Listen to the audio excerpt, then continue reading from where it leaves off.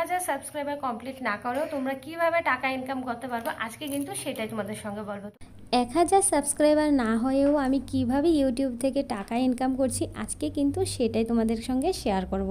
তোমরা অনেকেই কমেন্ট করছিলে, দিদিভাই তোমার তো এখনও পর্যন্ত 1000 সাবস্ক্রাইবারই কমপ্লিট হয়নি, তাহলে তুমি ইউটিউব থেকে টাকা পেলে কিভাবে, আমাদেরকেও বলো, আমরাও জানতে চাই। আজকের এই ভিডিওতে সব কিছুই তোমাদের সঙ্গে ক্লিয়ার করে দেব। রোদ দিয়েছে, মানে একদম বাইরে এসে তাকানোই যাচ্ছে না। আমি হাতটা এরকম করছি বলে একটু তাকাতে পারছি, তারপর আবার এইভাবে করলে মানে তাকাতে পারছি, না হলে একদম তাকানোই যাচ্ছে না। এই যে আমি গাদ্দাগুলো এখানটায় রোদে দিয়েছিলাম, তারপর ভাবলাম না এখানটায় রোদে দিলে ঠিক হবে না, তারপর এই যে দেখো একটা টোলের মধ্যে করে উপরে দিয়ে দিয়েছি, কারণ এই দিকটায় প্রচুর সাপ, তারপর পোকা, মানে প্রচুর খারাপ অবস্থা।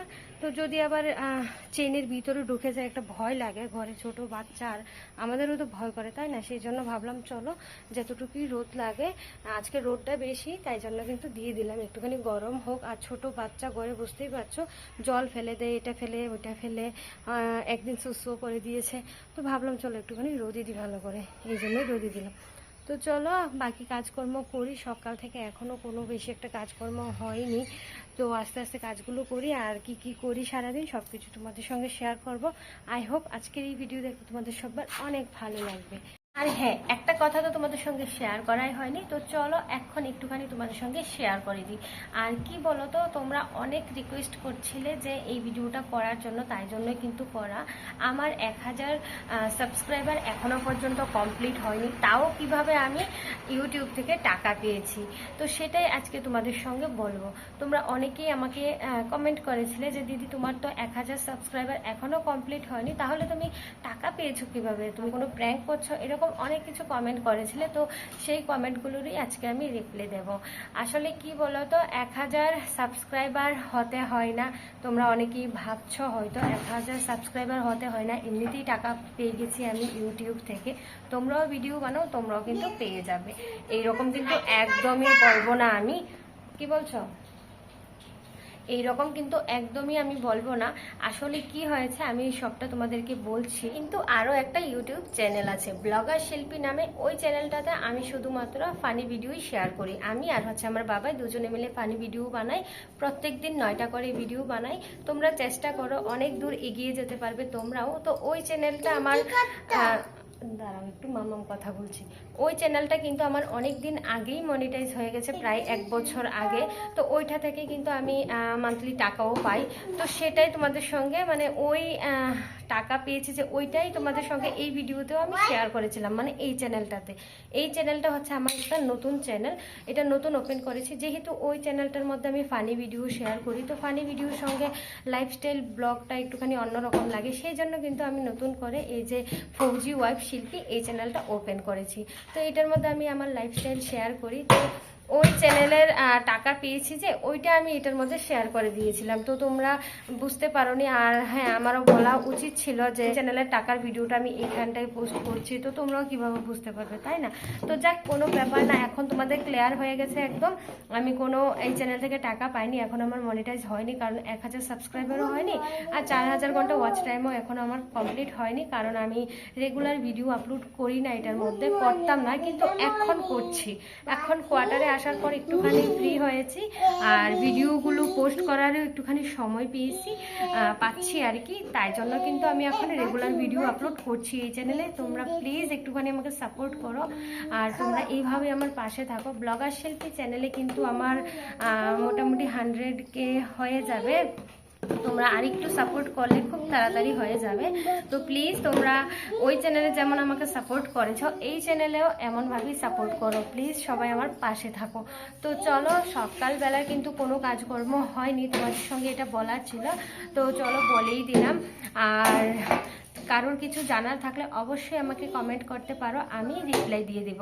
তো পরের ভিডিওতে তোমাদের নাম নিয়ে নেব, যদি কোনো কোশ্চেন থাকে তোমাদের আমি আনসার দিয়ে দেব নাম নিয়ে, তো করতে পারো কমেন্ট। তো চলো, আর বেশি বকবক করছি না, তোমাদের ক্লিয়ার হয়ে গেছে আশা করছি। তো এখন কাজকর্ম করব ঘরের, সকাল থেকে কিন্তু কোনো কাজকর্মই হয়নি বলতে পারো। তোমাদের দাদাভাই চলে গেছে ডিউটিতে, আমি কিন্তু সকালবেলা একবার ঘরটর ঝাড় দিয়েছি। এখন আমার ঘরের অবস্থা দেখলে আবার তোমরা মানে অবাক হয়ে যাবে, যাবে, এত পরিমাণে নোংরা করেছে এই দুষ্টু ছেলেটা। তো যাই হোক, এখন আবার ঘরটা ঝাড় দেবো, তারপর ঘরটা একটু পরিষ্কার করব, তারপর হচ্ছে রান্না বসাবো। এখনো পর্যন্ত কিন্তু রান্না বসানো হয়নি, আর এখন বেজে গেছে 9টা। তো এখন থেকে সারা দিন কি করি না করি সব কিছুই এই ভিডিওতে শেয়ার করব। আশা করছি তোমাদের এই ভিডিওটা দেখতে অনেকটাই ভালো লাগবে। তো চলো পুরো ভিডিওটা কন্টিনিউ দেখতে থাকো, আর সারাদিন কি করি না করি সব কিছুই তোমাদের সঙ্গে এই ভিডিওতে শেয়ার করবো। তো চলো ভিডিওটা দেখতে থাকো। খেলা করছো? কিছু বলবে? কিছু বলবে সবাইকে? যখন আমি কথা বলছিলাম তখন তো খুব কথা বলছিলে, এখন বলছো না কেন? বলো কিছু। কি করছো সবাই? বলবে কিন্তু অবশ্যই কমেন্ট করে সবাই কি করছো। তোমাদের সঙ্গে কথা বলার পর কিন্তু আমি ঘর দুয়ার ঝাড় দিলাম, কারণ বাবাই হচ্ছে আজকে ঘরটাকে পুরো নোংরা করে দিয়েছে আর বাইরের মাটি এনে ঘরের মধ্যে খেলা করেছে, যার জন্য একটুখানি বেশি নোংরা হয়েছে। তো ঘরটা আবার পরিষ্কার করলাম, পরিষ্কার করে সোজা চলে এসেছি রান্নার ঘরে।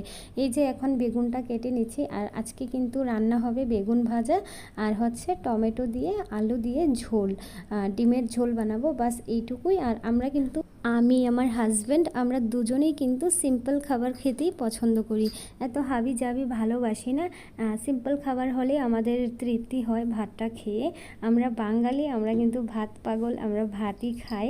আর শুধুমাত্র রাতের বেলায় রুটি খাই আর দুপুরবেলা ভাত খাই, এক টাইম ভাত এক টাইম রুটি, এভাবেই খাওয়া দাওয়া করি আর কি। এখন এই যে বেগুনটা কেটে ভালো করে ধুয়ে এখন নুন হলুদ মাখিয়ে নিচ্ছি, তারপর ভাজতে শুরু করে দেব। আর রান্নাঘরটা জানো তো এতটা পরিমাণে ছোট, ঠিক করে আমি ফোনটাও রাখতে পারি না। এখন এই যে বাসন রাখার র্যাকের মধ্যে কিন্তু একটুখানি ফোনটা লাগিয়ে তারপর ভিডিওটা বানাচ্ছি, মানে ফোন রাখার একদম জায়গাই নেই। আর রান্নাঘরটা যেহেতু অনেকটা ছোট্ট, তেমন বড় না, সেই জন্য কোথায় রাখবো আমি ঠিক করে বুঝতেই পারি না, মানে শুধুমাত্র আমার মুখটাই দেখা যায় ক্যামেরাটা রাখলে, ঠিকঠাক বোঝাই যায় না। তো এই জায়গাটাতে রাখলেই একটুখানি মানে ঠিকঠাক বোঝা যাচ্ছে, তো এই জায়গাটাতে রেখেই আমি ভিডিওটা বানাচ্ছি। এমনিতে নর্মাল যে কোয়ার্টারগুলো হয় ওইগুলোতে কিন্তু বেশ বড়ই রান্নাঘরগুলো থাকে, আমরা যেহেতু আগে একবার ছিলাম সেই জন্য আমার জানা আছে। আর এই যে গেস্ট রুমের রান্নাঘরটা একটুখানি ছোট্ট, তাও কোনো প্রবলেম হয় না, কারণ আমরা 2জন মানুষ 3জন মানুষ, অতটাও প্রবলেম হয় না, চলে যায় আর কি এভাবেই। তো যাই হোক, তারপর এই যে দেখো এখন ডিম নিয়ে নিয়েছি, রান্না করবো বলে ডিমটা ফাটিয়ে অমলেট বানিয়ে ঝোল বানাবো কিন্তু। আর কি বলো তো, 7টা ডিম নিয়েছিলাম, 5টা ভালো ছিল আর হচ্ছে 2টা কিন্তু খারাপ ছিল, তো ওইগুলো সবগুলো আর তোমাদেরকে দেখাইনি আর কি। ভিডিওটা আমি কেটে কেটেই বানাচ্ছি। আর যা গরম পড়েছে, ডিম খারাপ হবে না তো কি হবে বলো তো, প্রচুর গরম। কিন্তু তোমাদের সঙ্গে কথা বলতে বলতে আমার কিন্তু রান্নাবান্না একদম কমপ্লিট। রান্নার সমস্ত কাজকর্ম সেরে কিন্তু সোজা চলে গেছিলাম স্নান করতে। স্নান টান সেরে এসে ঠাকুর পুজো দিয়ে এখন এই যে দেখো বাইরে একটুখানি বসেছি, আর বাবাইকে কিন্তু ঘুম পাড়িয়ে দিয়েছি। তো বাইরে দরজার পাশে বসে ওই যে গেটের দিকে তাকিয়ে আছি, তোমাদের দাদা ভাইয়ের অপেক্ষা করছি কখন ডিউটি থেকে আসবে, তারপর দুজনে মিলে খাওয়া দাওয়া করে একটুখানি রেস্ট করব, সেই অপেক্ষায় বসে আছি। তো চলো তোমাদের সঙ্গে আবার পরে কথা হচ্ছে।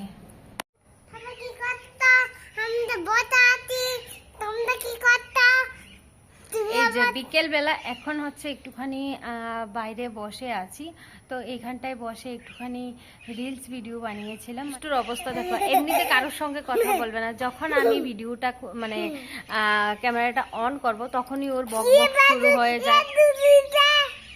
যেটা বলছিলাম আর কি, বিকেল বেলা একটুখানি এখানটায় আমরা দাঁড়াও না, শোনো, ফানি ভিডিও বানাচ্ছিলাম আমার ব্লগার শিল্পী চ্যানেলের জন্য, বানানো হয়ে গেছে। তো এখন বানিয়ে জানিয়ে বাইরে একটুখানি বসে আছি। আর হচ্ছে এখন ঘরে যাব, বানানো ভিডিও বানানো শেষ, এখন হচ্ছে ঘরে যাব, গিয়ে রান্না করব।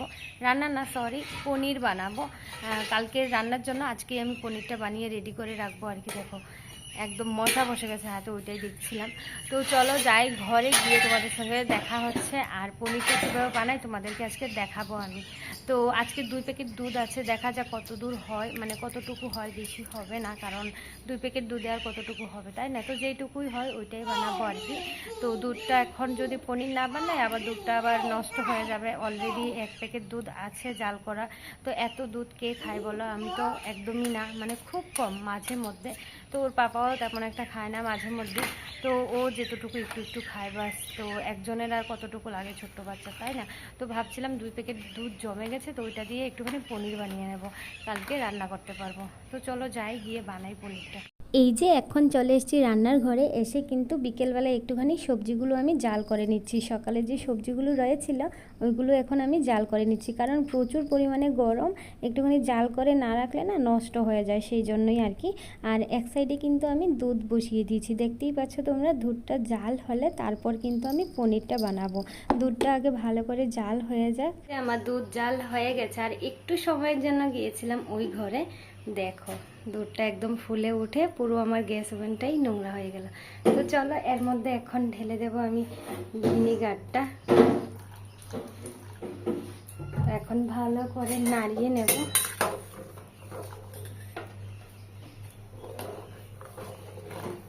এই যে নাড়াতে নাড়াতে আমার একদম পনিরটা রেডি হয়ে যাচ্ছে, দেখতেই পাচ্ছ তোমরা। এই যে এখন ভালো করে এটাকে ছেঁকে একটা কাপড়ের মধ্যে বেঁধে রাখবো। প্রথমেই আমি একটা ছাঁকনি নিয়ে নিয়েছি, তারপর ভালো করে ছাঁকনিতে ছানাটাকে আমি ছেঁকে নিচ্ছি। ডাইরেক্ট যদি কাপড়ের মধ্যে দিই তাহলে কেউ একজন ধরলে সুবিধা হয়, না হলে কি হয় প্রচুর পরিমাণে গরম, তো একদম গরম দুধের মধ্যে তো আমি ভিনিগারটা দিয়েছি, তো গরম দুধটা একদম এইভাবে কাপড় দিয়ে চেপে জলটা ফেলতে কিন্তু হাতে একদম গরম লেগে যায়, সেই জন্যই কিন্তু আমি এইভাবেই পনিরটা তৈরি করি আর কি। তো এখন আমার কাপড়ে বাঁধা হয়ে গেছে। তারপর এই যে দেখো আমি চারিদিকে শেপটা একটু মিলিয়ে ভালো করে সমান করে চেপে চেপে দিচ্ছিলাম।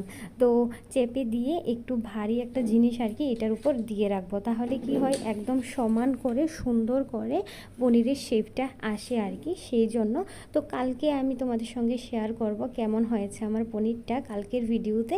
তো আজকের এই ভিডিওতে তো আর শেয়ার করা হচ্ছে না, কারণ পনিরটা আজকে আর কাটবো পরে একদম গ্যাস ওভেনের অবস্থা খারাপ, এটা এখন পরিষ্কার করব। তো চলো আজকের মতো ভিডিওটা এখানেই শেষ করছি। দেখা হবে নতুন একটা ভিডিওর সাথে। তোমরা সবাই ভালো থেকো, সুস্থ থেকো। আর আমি কিন্তু তেমন কোনো রান্নাবান্না স্পেশালিস্ট না, তো আমি এইভাবে পনিরটা বানাই বলে তোমাদের সঙ্গে শেয়ার করলাম। তোমরা যদি চাও এভাবে বানাতে পারো। যাই হোক আজকের মতো ভিডিওটা এখানেই শেষ করছি। দেখা হবে নতুন একটা ভিডিওর সাথে। তো এখন রান্নাবান্নাটা সেরে নিচ্ছি, তারপর 7:30টার দিকে হচ্ছে ছেলেকে একটুখানি পড়তে বসাবো, তারপর ওর পাপা চলে আসবে।